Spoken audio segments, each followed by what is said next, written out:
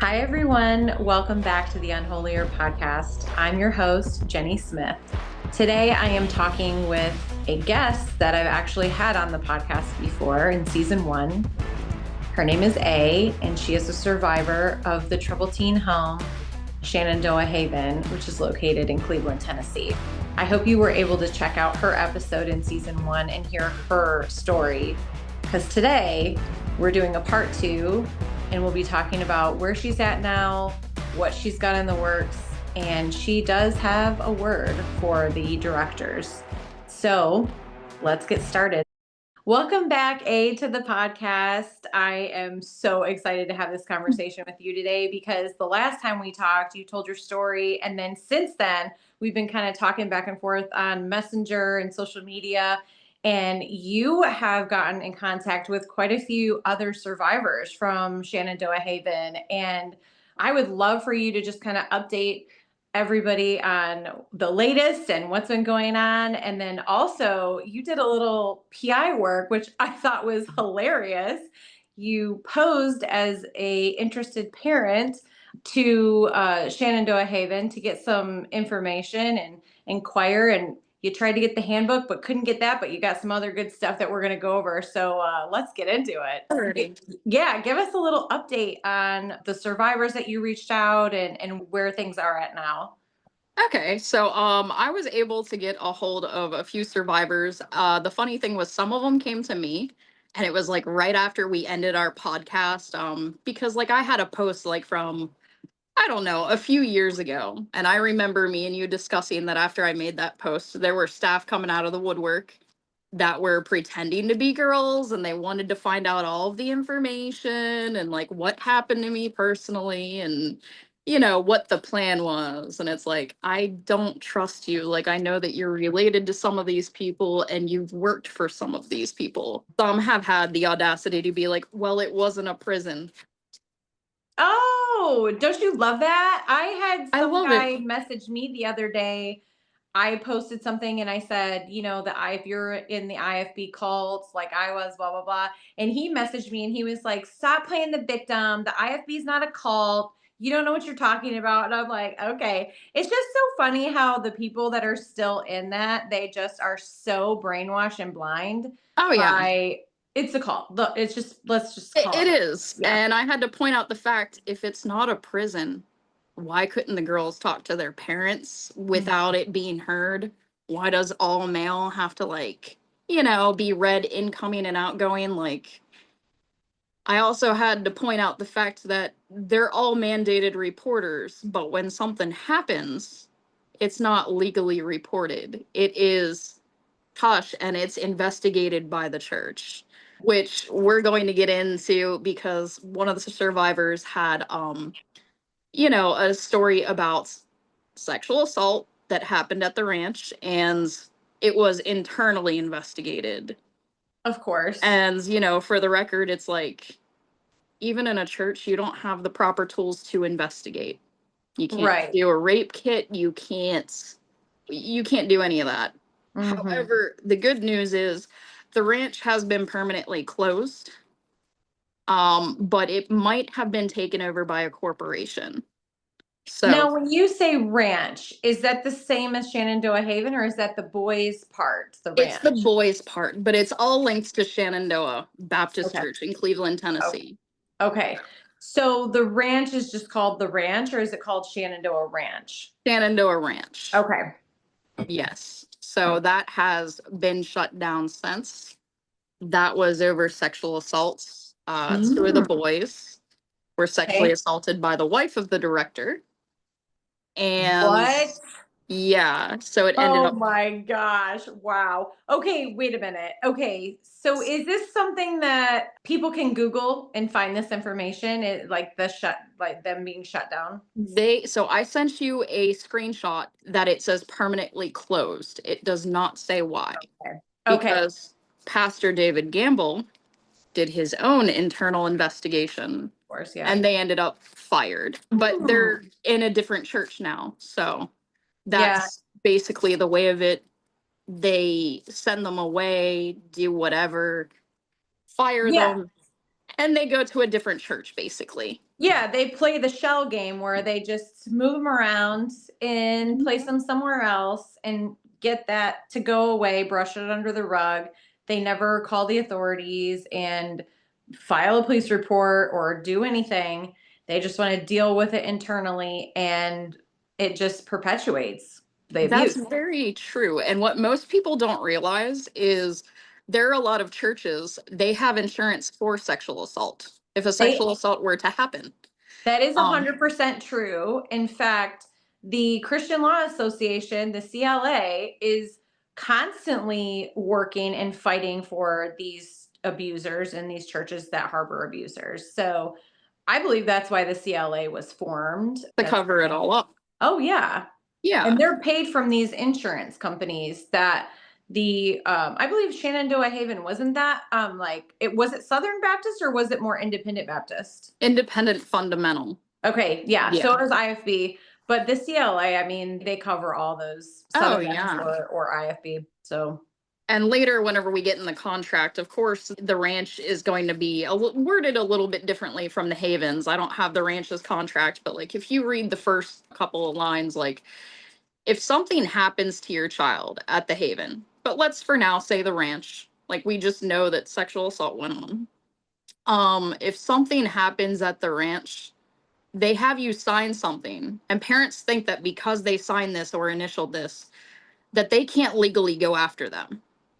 What parents aren't realizing is just because you have somebody who printed up a Word document and right. have it notarized and say, it's a contract, it's binding. Legally, that contract won't hold up in the court of law.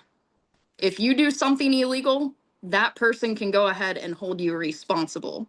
Absolutely. So Hmm. it's kind of funny because they're like, well, if we do something illegal, we can't be held accountable. Yes, you can. Hmm. Yes, you can. Like, I would love to know who in your congregation told you that because you have a piece of paper, you can do illegal acts and get away with it because you have a signature. Hmm. So, Absolutely. Yeah, that's a really good point. So you and these survivors have gotten into contact with each other, and you guys have also been talking with an attorney. Is that oh, true? yes. Oh, yeah. Okay. Yeah. I let him review the contract as well. It's very laughable at that. I also know, like I mentioned before, they're stalking us through social media, so I wouldn't be surprised if they're watching that right now. So it's just a little tip for them with their contracts. But yeah, so I guess we could add stalking on top of it for the aftermath. The That's most all right. recent, Hey, yeah, if you have stalkers on here, then I guess, you've made it.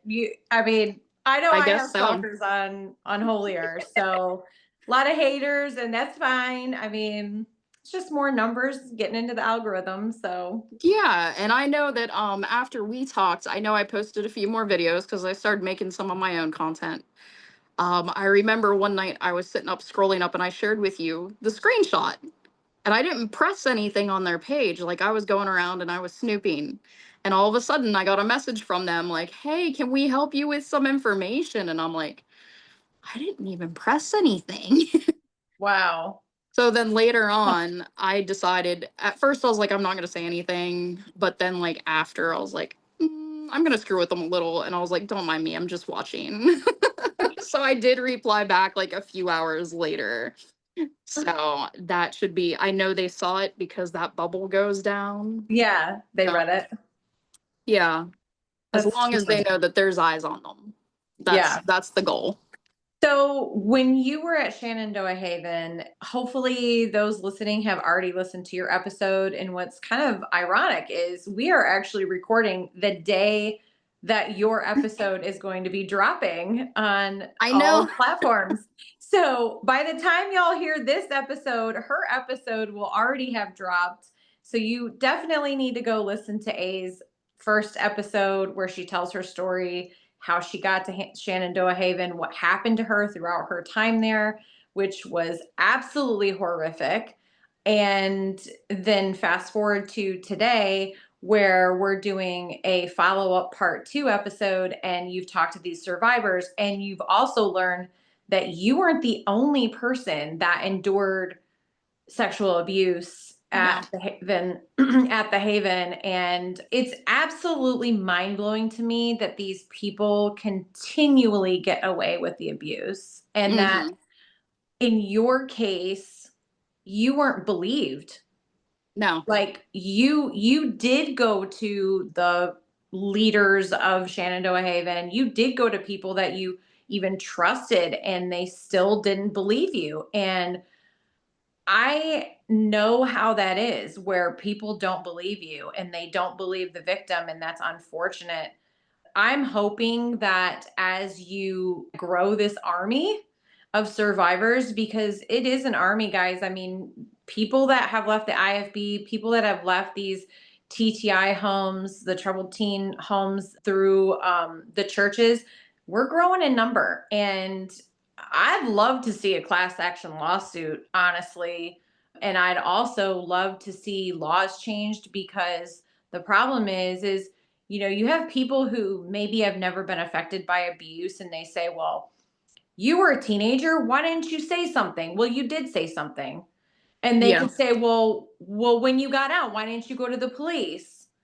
You're a teenager. And not only that, but like when I was abused as a married woman, when I was 21 to 27 years old, I went to people and told them what was going on. And I went to a nonprofit organization and I filed police reports, but he was never arrested. Like, No. you still have to try and tell people, but at the same time, that doesn't mean that the person's going to get locked up. 9 times out of 10, they're not going to get locked up, but it's still bringing awareness and telling your story that's important, and letting people know you're not alone.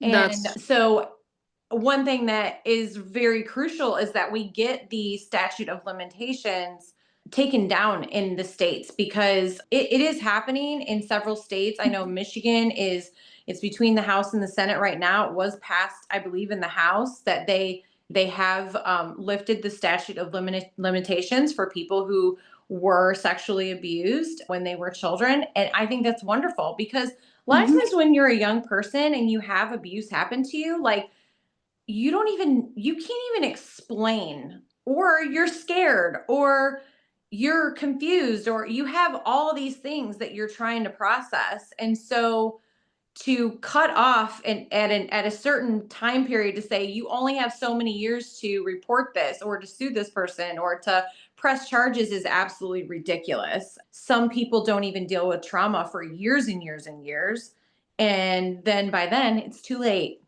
because the Yeah. statute of limitations is up. So this is kind of like a call to action too, as we're talking through in this episode about the survivors coming forward and dealing with these people who are still out there, and what can we do. A call to action would be, number one, get with other survivors. If you know other people who have dealt with abuse in the church or within what TTI, get with them, or get with us, and we can put you in contact with them. There's groups that can help, organize and help you guys with support and encouragement and counseling. There's resources, there's all kinds of things out there that we have availability to. And then also get involved in like your local government and your state government to say, like, hey, we really need to lift this statute of limitations, because people need to be able to speak out against Mhm. abuse. It doesn't matter how long ago it happened. Exactly. However, with the statute of limitations, what I want to touch on is I almost had hope that I could get justice because the statute of limitations in that state was lifted.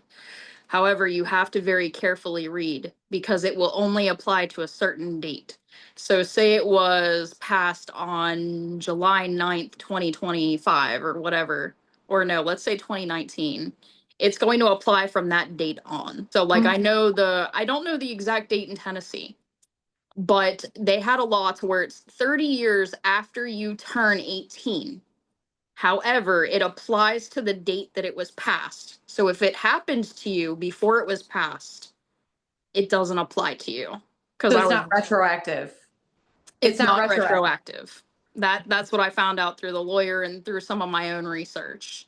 So that is one problem. Another problem is places like this. I know we've touched on the Haven, like they listen to all phone calls coming in and out. They monitor all letters, everything. Like, you can't speak unless spoken to. So you can't really develop a timeline. You're not even allowed to keep a journal, a planner, a calendar. So if you don't have those dates, if you don't have the list of places you've been or names, it kind of doesn't help because they need some type of evidence. Mm-hmm. So even if somebody right now is in a home, or they know somebody in a home, have some code words written in that letter. Believe your kids. Like, ask for descriptions, especially when they're taking your kids over state lines, because that's in the contract too. But they hide from parents that they're doing it for funding. So, whenever they're doing this, because like I said, I've stayed with strangers. Always find out what state, document it, journal it, ask the names of those people that they stayed with. Because if my parents would have done that, I probably would have had something going for me.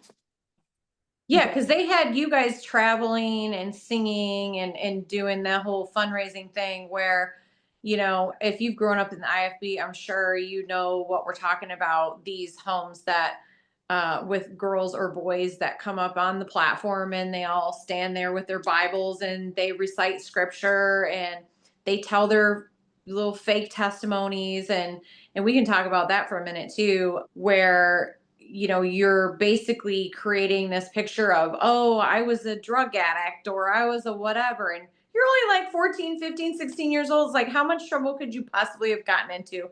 I mean, Yeah. really. And you're up there creating this big dramatic picture for the congregation. So then people will be like, wow, look at how much they've rehabilitated these kids. I'm going to give my money to this. And you have,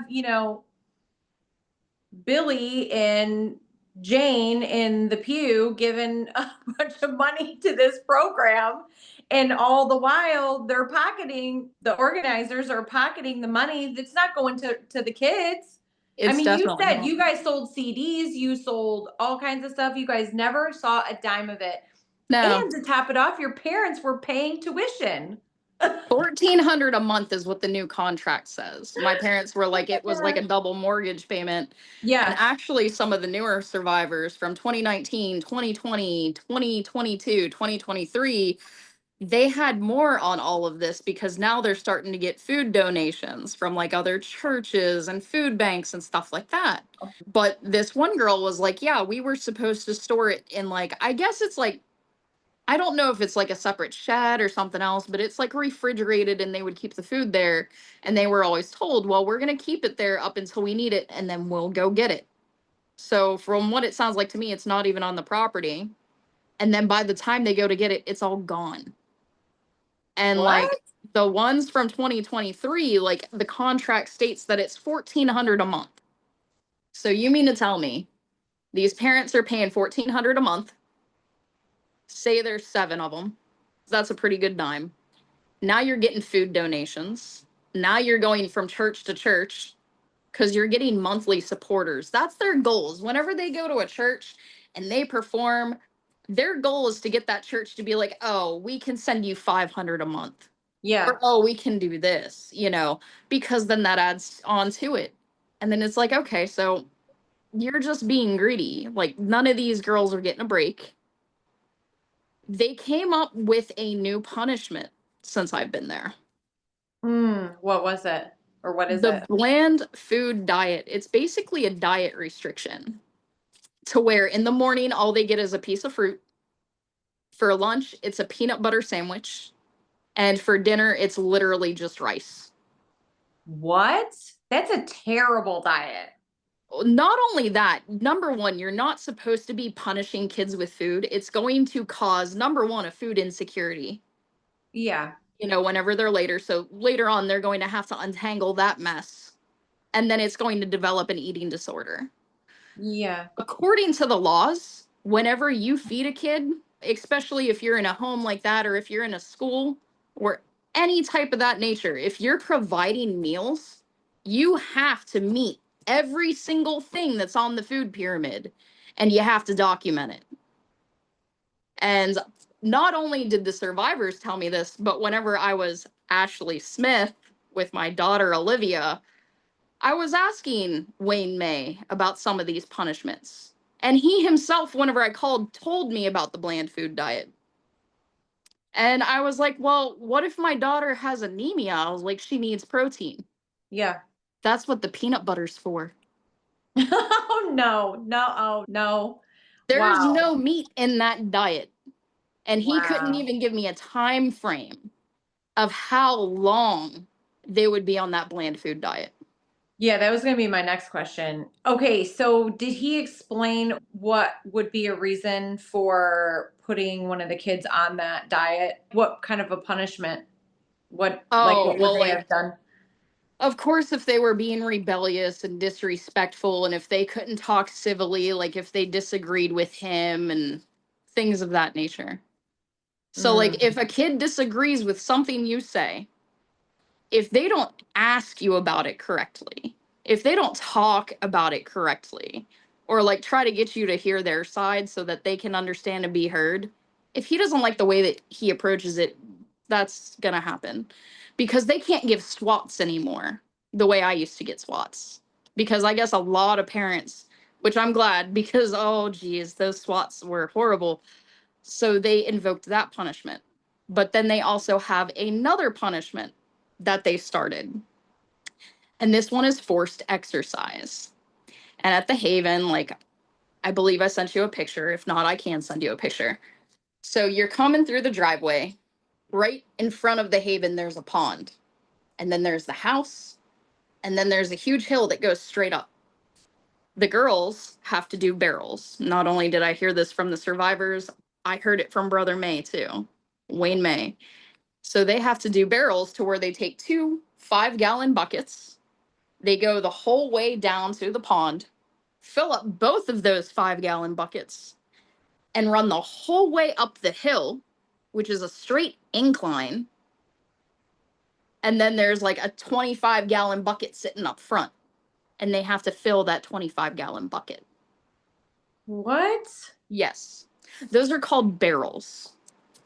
I guess they did away with the writing of scripture and now they just write sentences.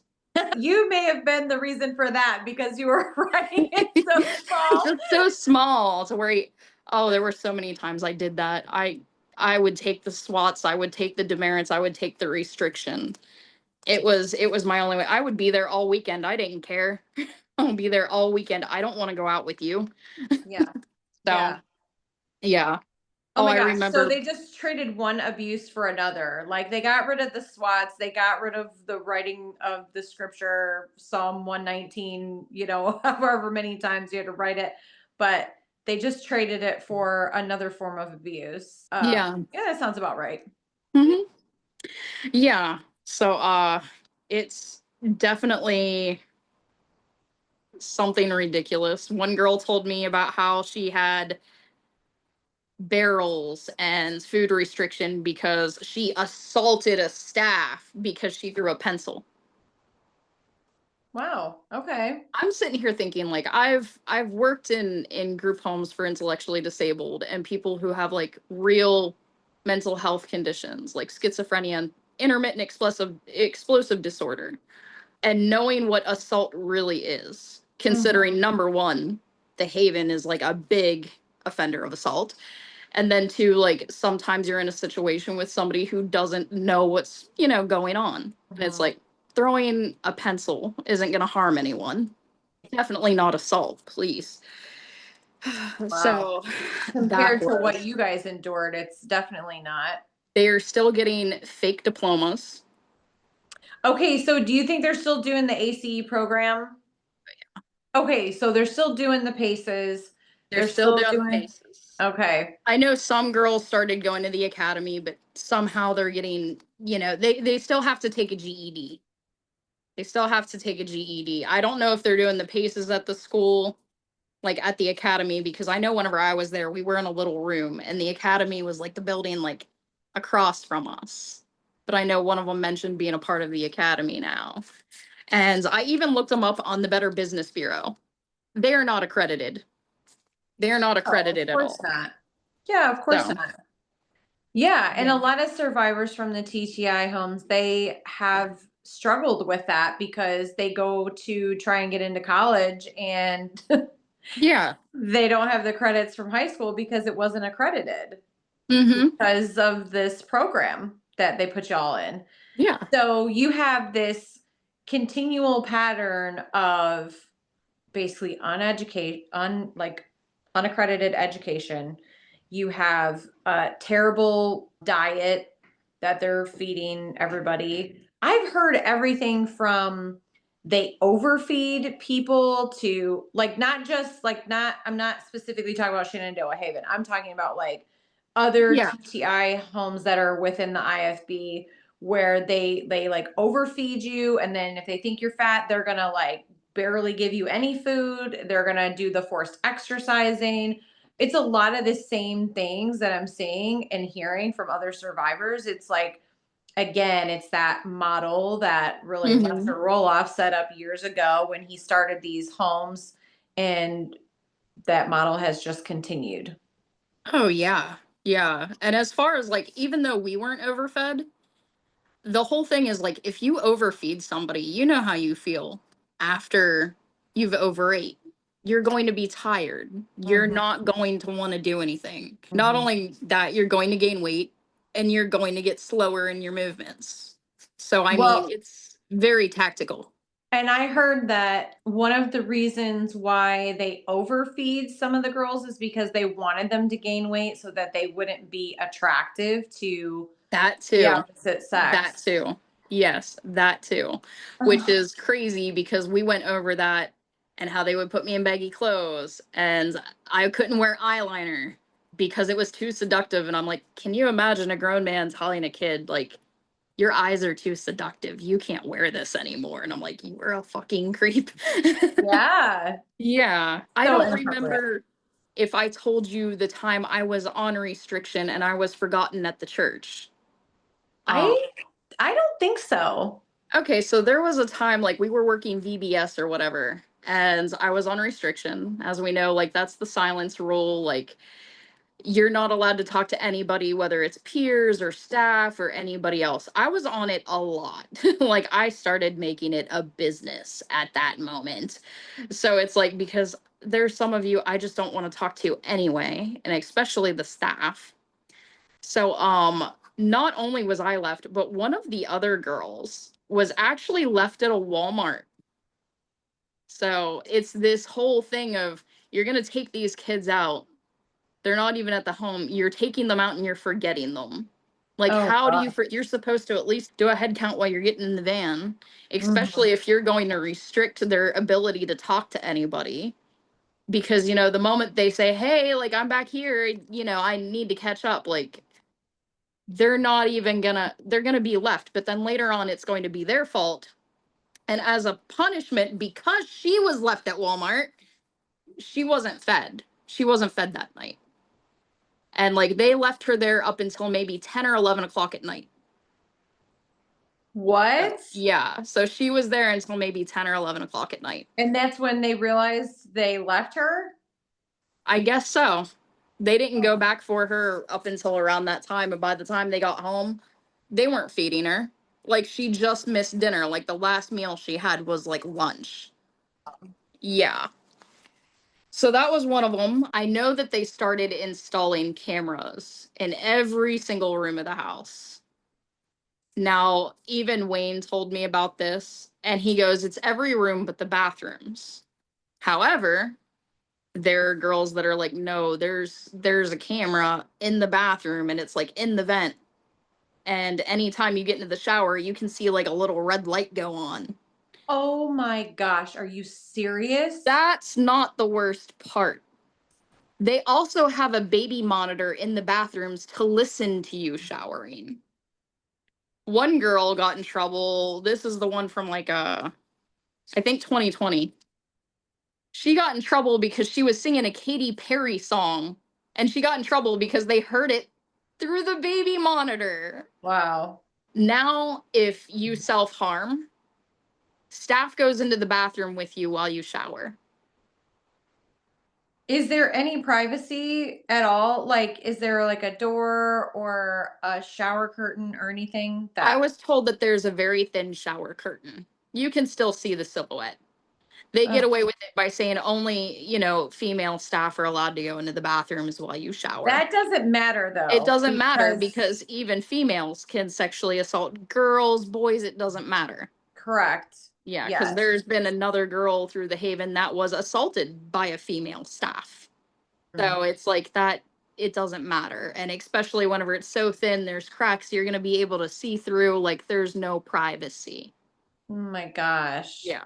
And then not only that, I was told if one girl self harmed, all the girls would have body checks. Because if one girl did it, then they have to assume that every girl was doing it. So That is, they started strip searches as well.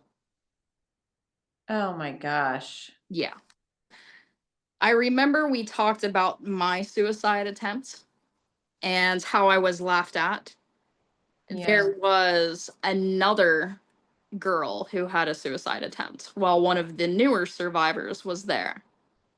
And I guess she tried to hang herself and, strangle herself with the rope. And they didn't do anything about it. They made jokes about it, made fun of her, all of that other stuff. Oh my So gosh. it's definitely a lot. Yeah. They now have volunteers that come in and out of the Haven, people that aren't even from the home church. It could sometimes be from another church. And they'll sometimes come and spend the weekend with the girls so that the directors can have a few days off with their family. And it's like, okay, so you're just going to let anybody in. And since they're volunteers, they don't have to pay them. It's just Oh yeah. people that are volunteering. And I'm sitting here like, who in their right mind is going to be like, I'm going to volunteer for free to be around these girls? Especially when you don't have experience or criteria. And it Hmm. always, of course, makes me assume the worst. Oh, sure. Yeah, of Yeah. course. But that's And also because of the things I've seen, yeah. lived And, through. and I've talked about background checks and stuff before, even if they did background checks. You do background checks that may be one way, but it's not the only way to figure out if somebody's got something in their background. It might not even pick up anything because, of course, people aren't going to come up on the background checks because what happens in the church stays within the church. Mm-hmm. So if they ever did anything, it's probably not going to show up on a background check. So you have Oh, these strangers coming in, basically taking over while the directors go on vacation or take a few days off. What do you think's going to happen eventually? oh, for sure.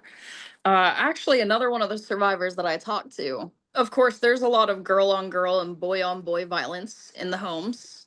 Right now, it's just They with the encourage girls. that though too, They because do. We're going to then get that into that too. But yes, this let's do girl, it. she was poisoned with bleach by one of the other girls. She put bleach in her water and mixed it up. And she had to be taken to the hospital. And she was punished and she was blamed for like a suicide attempt. Later on, that girl confessed to like, no, I tried to poison her. I wanted her dead.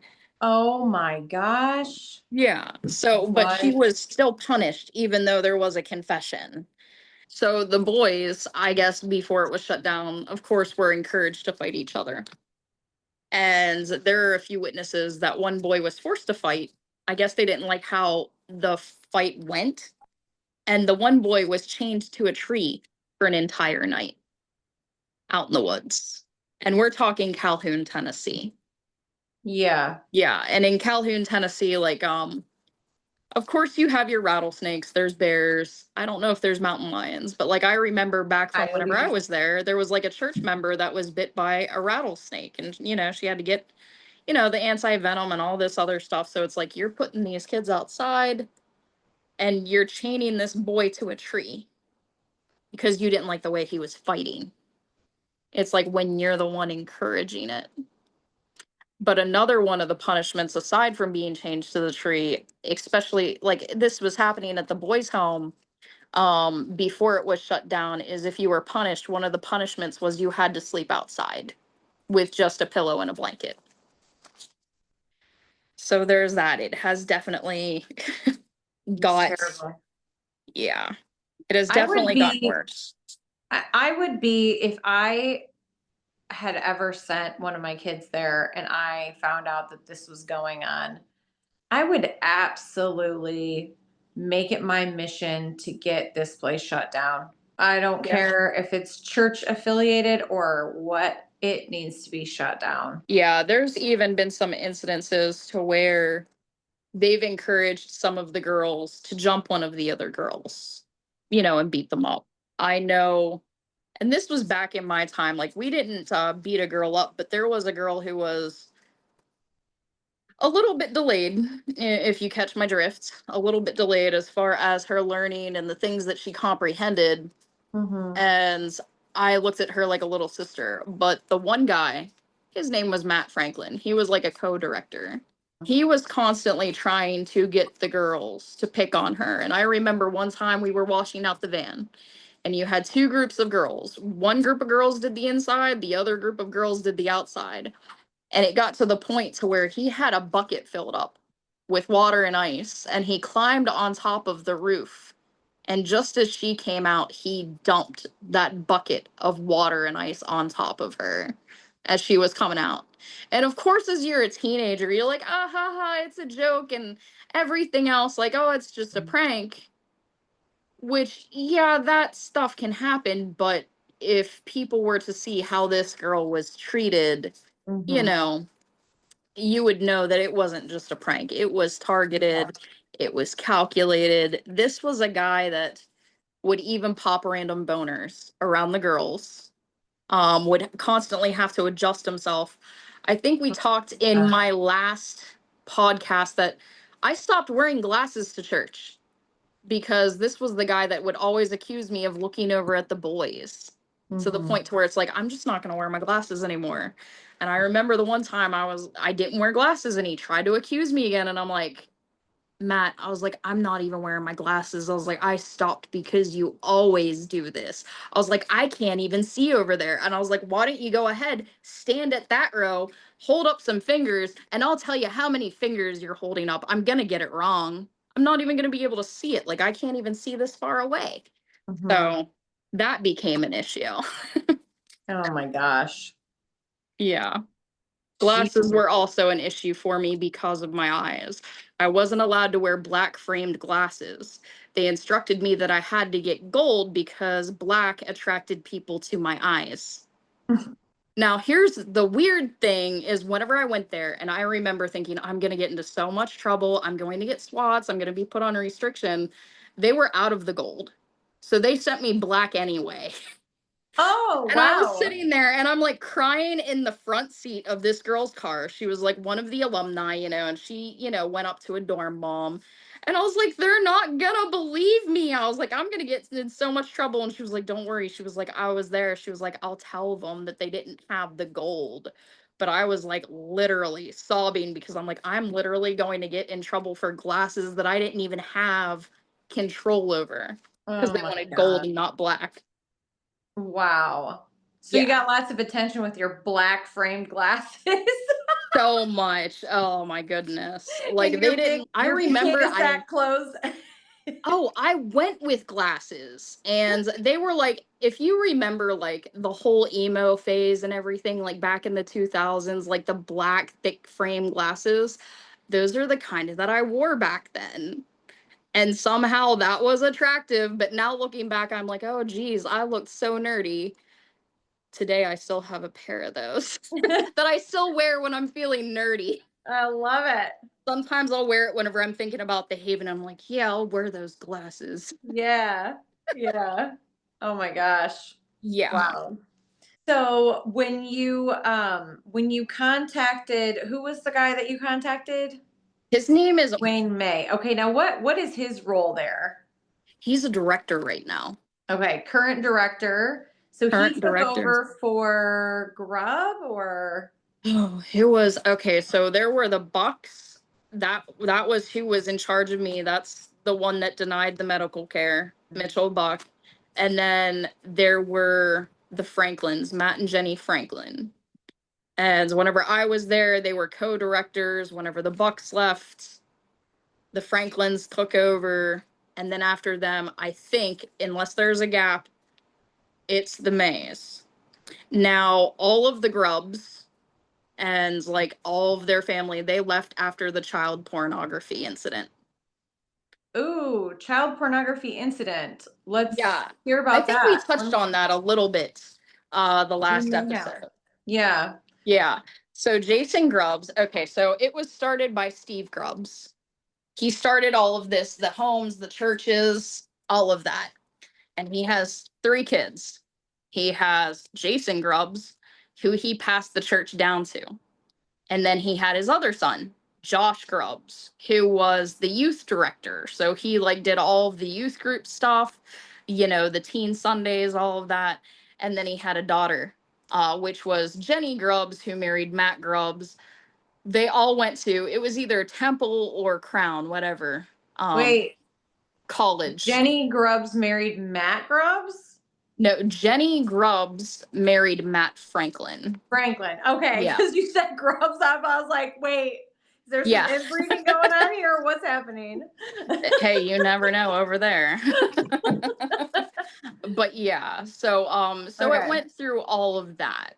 And Matt was the one that was targeting the one girl that was, you know, a little bit had a harder time comprehending things, popping things he shouldn't be popping.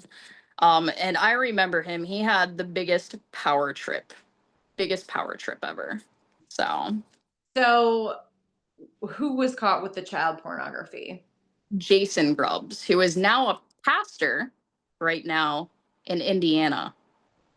And I forget the name of the church. I think it was Grace Baptist. But I sent you the picture of the church he's at, where it's at. So it's like, it went from Steve. Steve retired. He passed it down to Jason. They found out about Jason and the child pornography. They didn't report it. No, of I course want not. to put again, they didn't report it because I cannot stress it to people enough. The church are mandated reporters. Just because there's separation of church and state doesn't mean you can make your own investigations. You still have to legally report it. It has to be documented. So they went ahead. He had to step down. He left the church. Josh took over for a little while. He was the youth director, so now he's stepping in. And then there was Coley. I don't know much about him. I'm still digging and doing my research on him. And now there's David Gamble, who is currently still there. And they're also changing the website a lot. The church was founded in the 70s. Sam, she was actually on your podcast with you. She's been helping me with some of this, like going through like the property transcripts, who was passed out and the what. Like we could even find out like who was buying houses out of the Grubbs and how much their houses were bought for. But she showed me like the Wayback Machine. So I was able to go back through all of their old websites, you know, and how they changed it. And David Gamble put that the church was started like in the 1990s.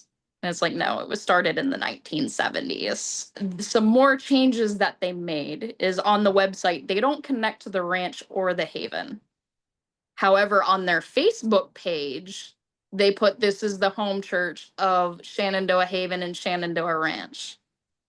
So it's like, yeah, so it's like, okay, why is it on one page and not the other? So that's been very interesting, like all the changes. But we've seen that before in any type of industries where they're trying to rebrand and they're trying to get rid of everything. Oh yeah. That's standard protocol right there. Yeah. Yeah.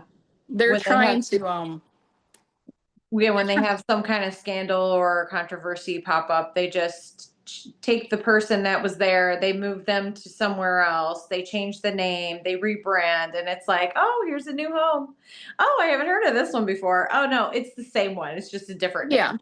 Yeah. I also wouldn't be surprised if some of the Grubbses are trying to start new children's homes at their new churches, because I know Josh and Matt Franklin are both in Jamestown, Tennessee with Faith Tabernacle. Okay, now is that an IFB church? Or is I that like a believe. Southern Baptist? I do know it's Baptist. I'm not sure if it's independent fundamental or if it's a Southern. Okay.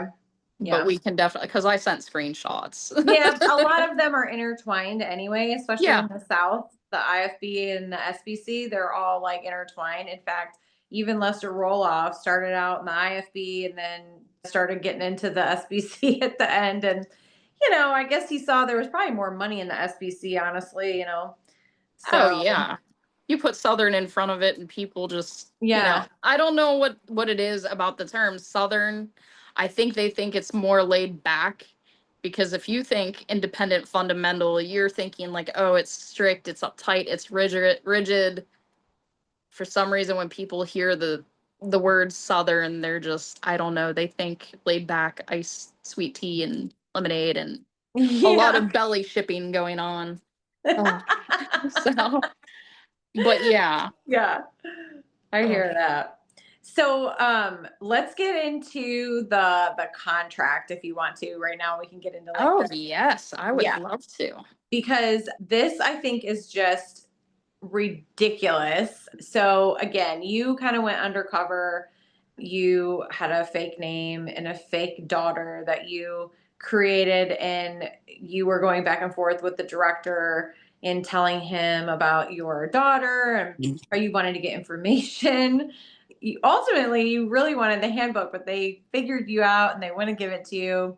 Well, they figured me out after they saw the videos I was posting. Oh, Some of the okay. ones I was tagging you into. Yeah. They would not send me a handbook. And I texted them and I was like, I'm going to fill this out. I was like, but can I have a handbook? I was like, I want to review everything. I was like, for my daughter. I was like, and pray about it. That way I know that she's being sent to the right place. Mm-hmm. And he replied back, and I sent you the screenshots of the text messages. And he was like, well, you're going to have to fill that out first. And he goes, basically, he was like, those papers are going to answer any questions you have. And then me and my staff will review it.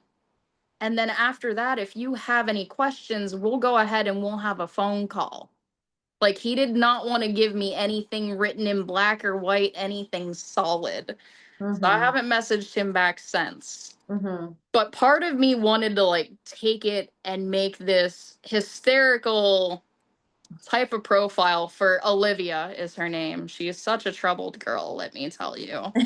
I was going to put like she's 6'5", she beat up her grandfather and like strangled him with like with his own air supply. Like I was really going to ham it up. I was like, no, I better not do that. But part of me kind of wants to, and like just send them like this picture of this one girl who's really buff. So, but I think I said she's 14 or 15. And I was like, she lost like her dad whenever she was 3 and all this other stuff. And he's like, well, do you take her to church? And I was like, she's there every Sunday morning, Sunday night, and Wednesday. He's Yeah. like, well, do you go with her? And I was like, well, I'm a widowed mom. I was like, I go every Sunday. I was like, but I can't make it Wednesdays, but the youth group takes her. Mm-hmm. And like he tried every single way to spin it on me, and the whole time I was like, yes, that's right, brother May. Amen, brother May. Oh, praise the Lord, brother May. Like Yeah. I was getting sick and my blood was boiling, and I'm like, I just want to circle this guy. Yeah. Yeah. Oh my gosh. Okay. So the contract, you weren't able to get a hold of the handbook, but the contract, I read through it and there's some really interesting parts. I'll say that. So let's go over the one portion that we talked about Yeah. where it's like, what did they call it? The areas of struggle. Yeah, areas of struggle. Okay. So you have this contract, these little areas where you can check the boxes. Is your teenager struggling with any of these things? Well, of course, they have like drugs, alcohol, premarital sex, that type of thing. But they also have some really ridiculous ones in there if you want to read some of them. Oh, well, some of them were like thoughtlessness, ill manners. I know another one Yeah. was Moody. moody. Yeah. Does your Moody. teenager pout? Yeah. I'm like, Does your what? what teenager doesn't pout? Like, that is going to be a reason to send them off to one of these places? Like, okay. Yeah. Yeah, because they're pouting. Are they giving you the silent treatment or something like that? Like, are they Yeah. quiet? And it's like, Yeah. some people are just introverts. And at teenagers, like, you don't really want to talk to anybody anyway. Mm-hmm. I mean, Yeah. some are social, Yeah. but some aren't going to want to talk to their parents because it's like, Mom, Dad, you're embarrassing. Like, go. Yeah. Like, It's the seriously, teenage if you're phase. sending your kid off to one of these homes for those types of reasons, like, you are a bad parent. I'm just going to say it. You're a bad parent and you don't deserve your kid anyway. You And don't. and I'll tell you right now, you send your kid off to one of these places and you try and get them to be abused and beaten into submission, they will hate you for the rest of their life. And if they don't hate you for the rest of their life, they'll hate God for the rest of their life. And if that's the goal, like, you're going to get it. Oh, Um, for sure.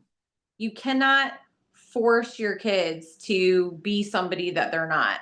And eventually it may work for a short period of time, but at some point they're going to snap out of that and they're going to, you can call it rebellion, you can call it whatever the heck you want to, but they will turn and they will find their true self, and they're not going to want to have much to do with you, if anything, and they probably won't have want anything to do with God or church. For sure. And whenever you're a teenager, you're trying to find your own identity. That's just Absolutely. the that's just normal for human development, and your kid is not going to ever be exactly like you. If you want your family to get better, you go to therapy, you go to a psychiatrist. Like, a lot of your kids are enduring trauma because of you, which I get. Some of you are like, "Oh, I love my kids," but you can't love with control. You Mm-hmm. can't make their choices for them. They can be different. Like, I get you want to control them to spare them from whatever stupid mistakes you made in the past, but mistakes are a part of learning. I would rather have my kid be like, "Hey, mom, I messed up," and come to me and feel comfortable coming to me to where I can go, "Okay, well, let's sit down, let's figure out how we can fix it."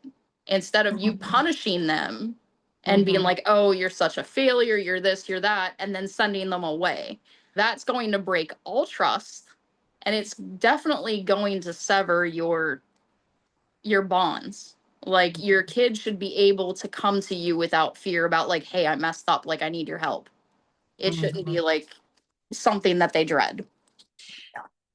So, okay, we just addressed the parents. I hope there are parents listening, and I hope you just take that with a grain of salt and really consider before you send your kid off to one of these TTI homes. I have talked to and interviewed so many people who have been in one of these homes, and none of the experiences are positive. Zero. So take that with a grain of salt and definitely do your research before you even consider sending your kids or your kid to one of these places. So, all right, we've addressed the parents.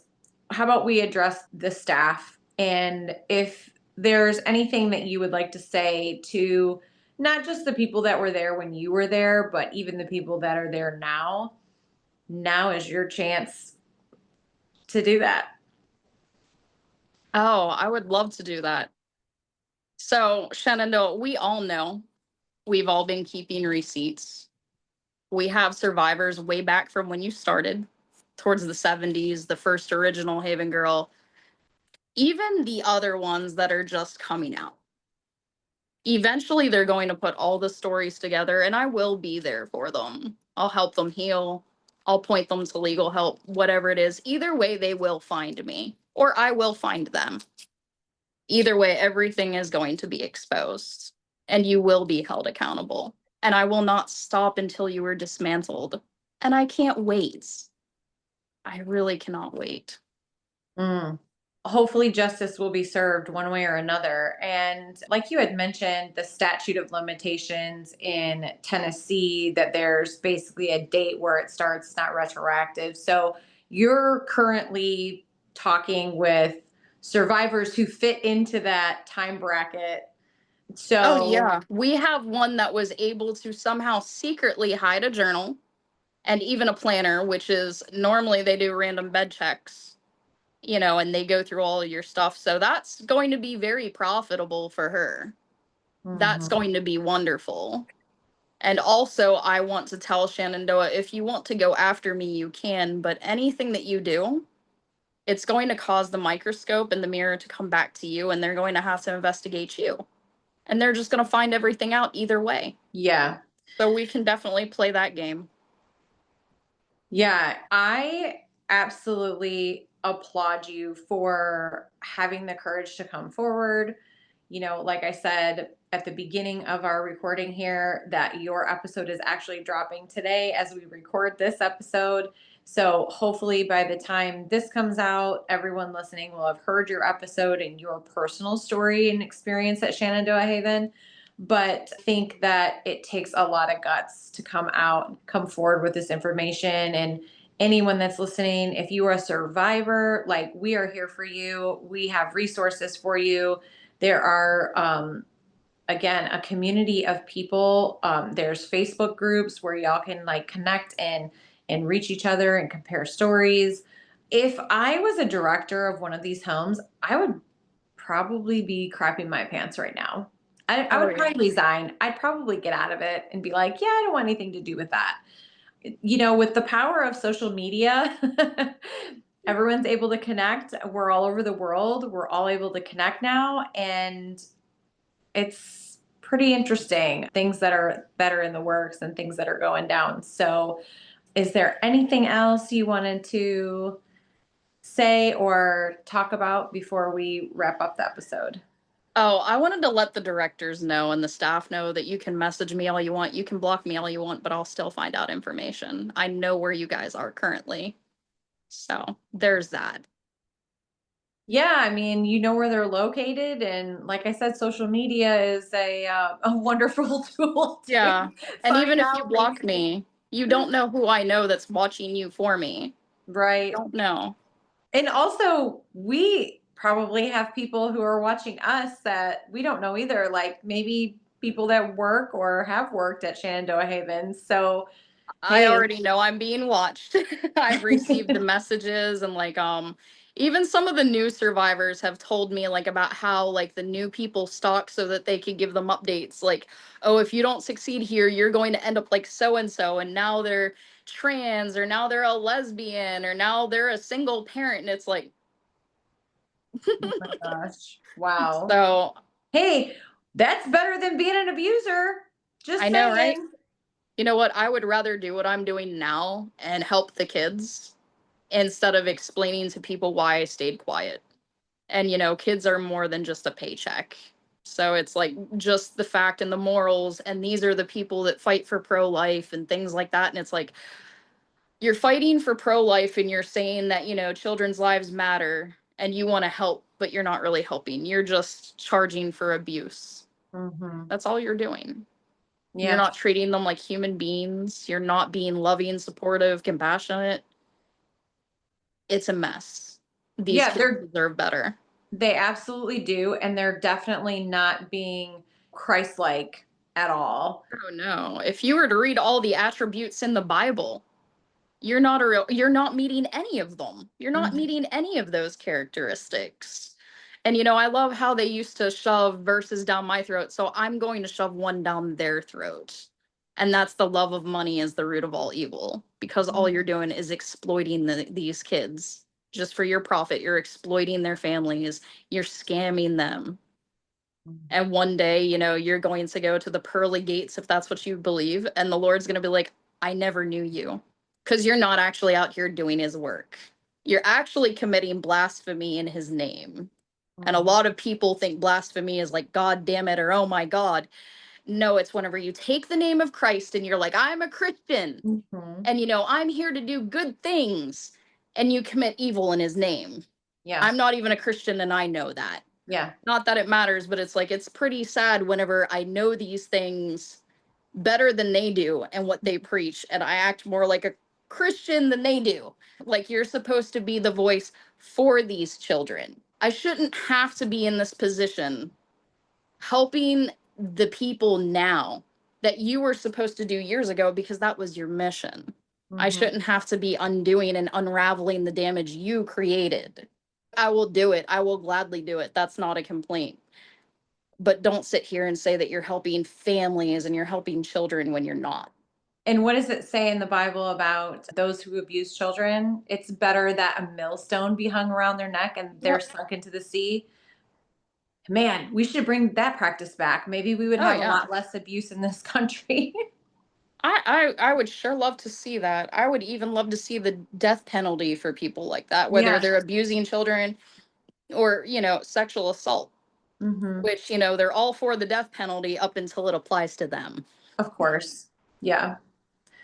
Wow. Well, I am excited to see what's next for you and what you're doing legally. And hopefully, we can get more of the survivors from Shenandoah Haven coming on. And I know I do have another survivor that's going to be coming on, maybe airing the week after this episode drops. So stay tuned for that. Yeah. But, it's been awesome. Thank you for coming on. As always, you're just lovely and I appreciate you so much and keep doing what you're doing. Thank you. I appreciate you too, Jen. All right. Thanks, guys, for listening. We'll see you next time. Wait. Before you stop listening, I just have one thing to say. This is the boring part, guys. It's the legal jargon. Just wanted to make a disclaimer that anything you hear in this episode is all alleged. As you know, everyone is innocent until proven guilty in a court of law. Although we do believe victims and we support survivors and believe their stories, we do have to be careful with accusing people. Thank you so much for listening.